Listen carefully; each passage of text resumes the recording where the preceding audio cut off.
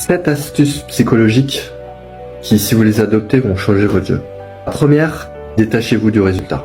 Plus vous êtes dans l'enjeu, plus vous êtes concentré sur le résultat que vous voulez obtenir dans le match, et donc forcément la victoire, plus ça génère de l'anxiété. Ce qui m'amène à la deuxième astuce psychologique qui est « Soyez dans le moment présent ».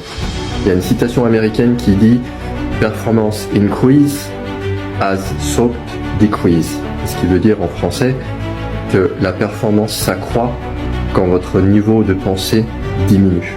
Troisième astuce, n'entrez pas dans le jeu des comparaisons, ne vous comparez pas aux autres.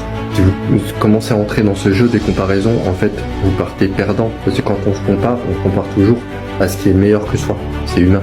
Pensez en termes de progression et non en termes de comparaison. Quatrième astuce, sortez de votre zone de confort. Affrontez les choses difficiles et notamment le feedback.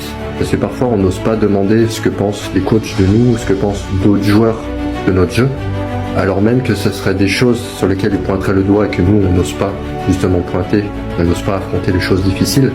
Et pourtant s'ils nous disaient, ça nous permettrait de travailler dessus et de progresser, d'avancer. Cinquième astuce, ne cherchez pas la perfection. La perfection en fait, elle n'existe pas. Le match parfait, il n'existe pas. Le jour parfait, il n'existe pas. Donc arrêtez de vouloir être parfait, vous aurez forcément toujours des gens qui vous aimeront pas, qui seront contre vous au niveau de votre jeu ou qui essaieront de vous déstabiliser. Et donc, vous devez rester maître de votre confiance en vous, de votre estime de vous-même et de votre jeu. Sixième astuce, la patience.